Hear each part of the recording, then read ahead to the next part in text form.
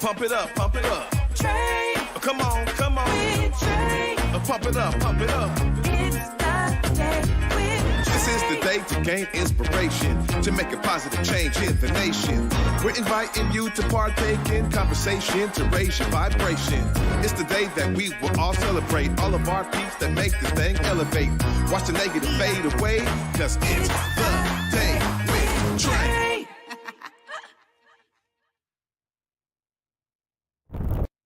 Hey everybody, Deontay Damper here, and welcome to The Day with Trae. I am your guest host, Deontay Damper, stepping in for my girl, Trae Holiday, all this week. Now before we begin, make sure you like, share, and subscribe to Converge Media. You can learn more about Back to Basa, We Live in Color, and more. Go to whereweconverge.com. Now today, I want to just bless community today because we know the kids are going back to school. We know that in community, there's been a big talk about mental health. How do our kids navigate that? So today, I have author, guru, and community, I would say community life coach, Taanvi Arekapudi. How are you? I'm good. Thank you so much for having me here today. No, I'm happy to have you here. Now, before we begin, how young are you? I'm 15. 15. So tell us a little bit about your journey. I mean, you are already an author, but before we get to the author, tell us about your journey. Definitely, yeah. So when it comes to my journey, long story short, I used to live in Ireland, in Dublin, till I was 9 years old. And then my dad got a job opportunity in Seattle. So we moved here, and it was about 5 years ago we moved here. I remember feeling so many new emotions that weren't just happy. And I know oftentimes like it's always be happy, right? And I feel like I was going through like anxiety, feeling stressed, overwhelmed, first day at school, all the new things that come with, and I actually came in during second semester. So everyone had friends already. It was all this new emotions, new culture, new school, new everything. And I had nothing I could depend on. And going through all these emotions, I was like, okay, it's probably okay to feel like this. Like, why don't I look around and see if anyone else is? And everyone else seemed to be happy, smiling, enjoying everything about their life. And I was thinking, is it just me feeling like this? And so I went on months like that where I was trying to fake a smile, to act normal, and to feel like I was a normal kid, not the new kid, a normal kid. And so going through all those and trying to fake the smile to push through, after months I couldn't handle it one day, and I burst out crying. And I was feeling so vulnerable, like I just didn't know, maybe I don't know how my parents or sister will react, but maybe if I just talk about it and share it, it'll feel better. So I did, and I was just waiting for their response, and the first thing my parents said is, "You're not alone." I know we oftentimes have those "you're not alone" stickers on water bottles for mental health, but when I heard the message, "You're not alone," it made me feel like it's okay to feel those emotions. As humans, we have to feel a wide range of emotions. But then I was like, if there's billions of us in the world feeling this, what can we do to help? Yeah. And just at that moment, my mom shared a mindfulness technique. It was a quick 5-minute mindfulness, and she guided me through it, and all of us as well as a family.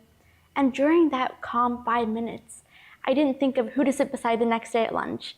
I could feel myself, and I could feel present again, and like every emotion mattered, so present. And once it was up, I was like, what can I do now? And so piecing the two big realizations, like I'm not alone, and there's one mindfulness technique, I was like, shouldn't there be more techniques? It's not like mindfulness can help just before a test, like some things it won't help with. So I kind of sought out on a self-healing journey, I would say, to find these new strategies I could help myself with. And soon enough, all these different explorations, trying them out, really when I found those 20, 30 strategies that whenever I felt something I could rely on, COVID hit. Yeah. And it was chaos for all of us. And I feel like as a kid, it was chaos for me as well, going into 6th grade online. But really what I noticed is my friends faking that smile on the Zoom box. Yeah. And I was like, I know what it feels like to be like that, but I know what helped me in that situation. So in 6th grade, when I was 12 years old, I was like, why don't I start a club, the Teen Empowerment Club, to help my peers by sharing the challenges I go through, and they can also share, and also we can talk about strategies. So that's really how it started, that club. We had a lot of different youth come, and they were able to talk openly, feel less alone, and without me even knowing, the teens in the group itself share their strategies with each other, and it was so beautiful. I was like, if I can help this group of people, I want to help more people. So at 12, that's when I decided to write my book, Uplift Teens Today, and it took me 1.5 years, and I got it published at 13. And the second I published that book, imagining every step of the way how it can at least help one person, and it was helping myself in the journey of writing the book, reflecting on my journey, I was really passionate, and there was like a fire ignited in me to help more of my peers in the journey, and that's really what kickstarted my whole advocacy work. And love it. Thank you. At sixth grade, you said, I need to do something. I need to work on my wellness. And I mean, thanks for your family and your family and friends that actually helped support you along that journey at sixth grade, in the midst of the pandemic, might I add, right? Yes. So even now, tell us about, even, you were an author at 15. I have a hard time writing a op-ed. So tell us a little bit more about the book. Yeah, my book, Uplift Teens Today, it really shares my journey as a youth, which really any age can connect with. A kid, teen, youth, adult, anyone can connect with the challenges I share. Some of them include friendship challenges, trouble talking about emotions, feeling overwhelmed, stress, tests, everything about life itself in one book, so people can feel less alone, being like, hey, she wrote about it, she had it, it's okay that I have these feelings.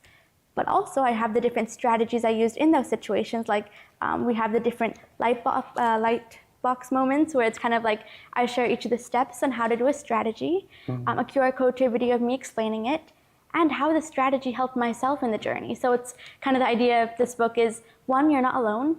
Two, there is hope and help in your journey, because like they can read it and be like, hey, she has a challenge, it's okay, I have it, but she has a strategy, I somewhat connect with this challenge, why don't I try the strategy? And it's an international bestseller, as well as the first teen-to-teen mental health book out there. So grateful to see how And it's I love that. And then I also see you got some emotion cards. And what we're gonna do, we're gonna go over some of those emotion cards. When we come back, we're gonna take one quick break and we'll be right back. You're watching The Day with Trae. In your 40s, your body break down. The comedy of Leslie Jones. You trying to have sex after 46? Put my leg down! Put my leg down! The hilarious Leslie Jones. I got osteoporosis. Don't miss Leslie Jones. Thank you so much. Disenrollment is a situation whereby people whose birthright to be indigenous is being stolen from them by politicians that have been elected to lead. Today, the latest or last chapter of the saga concerned the threatened physical ejectment of as many as 21 Nooksack families from their homes. I think it's come about by hatred for our family. That's what it's all about. Our bloodline is still here. You know, they can't get rid of us.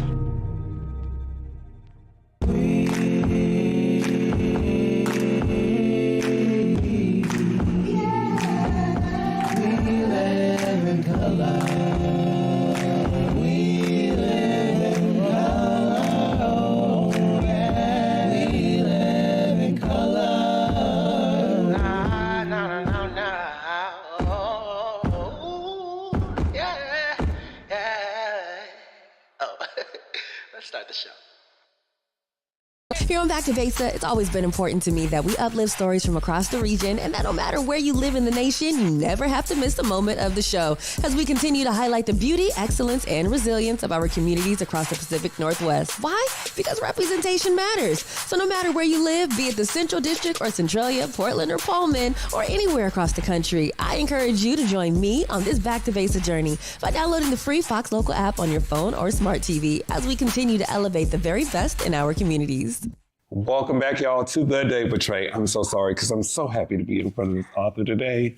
And now we have emotional cards, right? Tell us a little bit about those. Yeah, so really the idea of this, it actually came up when I was going through my own journey. I was like, I feel meh. Like, I don't have no name to what I'm feeling, and I don't like this because I'm feeling restless with whatever this is.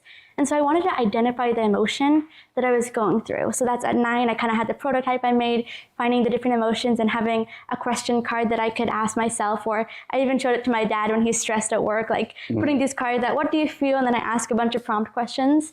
But then at last year when I was 14 in the summer, I was like, I know how much that helped me. Why don't I take it to another level? And so we have this, like kind of how it works is we have this emotion wheel. Starts off in the center with the 6 main emotions, spreads out with the more specific ones. So this emotion cards deck, just like a quick summary, how it works is you identify the specific emotion you're going through. There's descriptions, emojis, colors along the way. And once you identify that specific emotion, there's a strategy to help yourself through it. And it's great for personal use. I do it with my parents or sisters sometimes.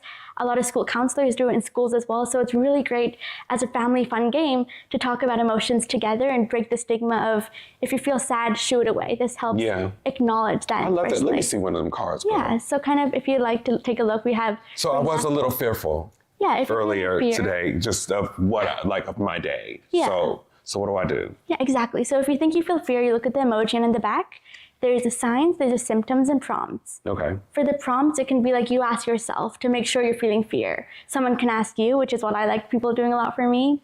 And then once it's like, for sure, I know exactly this is a fear, what I'm feeling, then you go to the lighter colors of purple. Okay. And then you spread them out, and maybe you think you feel scared. Yeah, you look at that, you look at the emoji and the description on the front, and you're like, yep, this is scared for sure. You turn it around and there's 2 sub-emotions. So basically the 2 sub-emotions in the back, we have frightened and terrified. Maybe you felt frightened and the description matches what you felt. It was so much traffic, so I was fearful that I was going to be late and miss this wonderful interview. And I was scared because I didn't want to miss it. Exactly. Yeah, and it's like that really specific one, again, you're frightened maybe about it. So then the description matches here. Yeah. Then you're like, hey, yeah, it is frightened, so what can I do about it? And there's perfectly, once you identify the specific emotion, there's a strategy that you can do. And it's amazing, like sometimes I feel like a bit awkward to do it by myself. So I bring my sister in and we do the strategy together. So it's building it together. And it's really, I also have, because oftentimes we're busy, we're humans. Yeah. We have a whole bunch of things to do in a day. So I also have these cheat sheet cards. Okay. Where it's like, I put it up in my board. Oh, I think it's in here. But you have that there. But as we are, and thank you. So I'm glad that we do have those. But I did want to ask you another question, and I might need to borrow those cards. Me and my friends, we meet every other week, so it'd be great to put that in there. It works for adults too. Exactly. So tell us a little too about Nexus. Yeah, so Nexus is my newest project. Yeah. It's really a mental health hub for schools. And the idea really sparked when I was doing a lot of research, like, what's the next need of the hour? When I was presenting, going to conferences, a lot of youth said they love my book and card deck. It really helps them. But they said they wanted something more, specifically like 24/7 support and a trusted, reliable place that they could go to. So kind of looking at all of that, doing extensive research, I was like, well, why don't I make a hub specifically for students in schools to get the support? So that's when the idea of Nexus came, meaning everything comes together, linking together. So it's the one-stop shop 24/7 students can use right at their fingertips to get resources like peer stories, a peer connection, in-person support. And it really helps with a lot of the barriers that youth face. Let's say I'm a youth and I want to get support for my mental health. There's so much cost for therapy. Yeah. There's a counselor shortage, not enough counselors out there. And stats show that there's like 600 students for one counselor and 1,500 students for one school psychologist. So we won't get the chance to see a counselor every day. So that's another barrier. And there's also stigma that comes up on top of the whole thing. And the newest one is the overwhelming number of resources. I want to type up, what can I do? I'm feeling stressed, I need a strategy. Click enter on Google, 1,000 strategies come up. Right. And I only have a minute being a whole student with all the different crazy stress I have going on. And so I want to look through that and find what's trusted. That takes more than a minute. So the idea of Nexus is, it's a website platform, going to be an app soon, that puts everything into one place. It's trusted, it's counselor vetted, and it's for free. So students can easily go to the website, access it, and have everything in one place, rather than bookmarking so many tabs. They have it in one place with videos, and there's so many ways that you can get involved. It can be a district or school who wants it in their school or district. We'd love to have that as well, since it's free and accessible to integrate. If any student out there wants to become a Nexus Youth Ambassador or wants to share their story or a blog, you can all do that by going to nexusforschools.com. This is so important. There's so many things that are happening in our schools, and a lot of our students are out there saying, like, we want to be we would love for y'all to prioritize our mental health, and for you to be an author and already coming up with these solutions is exactly what we need in this community. Yeah. And before we do get out of here, if you can, let community people know who you are and where they can find you. It's called like a call to action. Yeah, definitely. My name is Taanvi Arekapudi, and you can reach out to me on Instagram. My Instagram social is @Taanvis.inspiration, TAANVIS inspiration. And then my website is www.taanvi.us. I'd love to get connected, and we can kind of whatever we can collaborate with and how you want to get involved. I'd love to talk more. That was good. You did the outro better than me. I love that. We're going to take one more break, and we'll be back with The Day with Trae.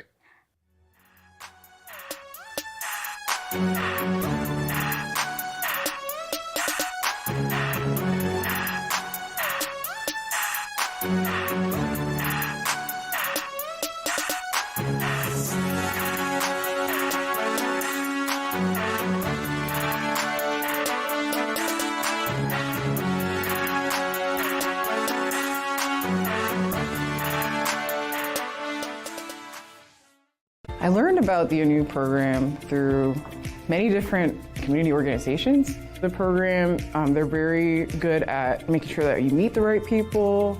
My favorite part would have to be the community building and also the volunteer opportunities as well. I've been working on my physical health a lot more. I've been intentional about that, and they're very big on that. I'm still learning how transformational it is because there's just so much opportunity. It's a great program, and they will support you. Visit the link at the end of this video to learn more. Seattle Opera presents the world premiere of Jubilee. Jubilee follows the historic Fisk Jubilee Singers' initial tours following the Civil War. While raising funds for the fledgling Fisk University, the group shared their music around the world, showcasing more than 40 African-American spirituals such as Swing Low, Sweet Chariot, Deep River, and Wade in the Water. Jubilee is not to be missed. October 12th through 26th at McCaw Hall. Details at seattleopera.org. An amazing day. Amazing day. I have to thank my guest, Taanvi, an amazing author, 15 years old, telling community we need to prioritize mental health, we need to prioritize wellness, and above all else, she's giving kids a passport to their future with wellness. So I have to thank Taanvi for coming in today, and above all else, thank you. Thank you for joining us today on this Labor Day for The Day with Trae, and join us tomorrow for our next guest. Remember to walk with love, everybody. Have a good day.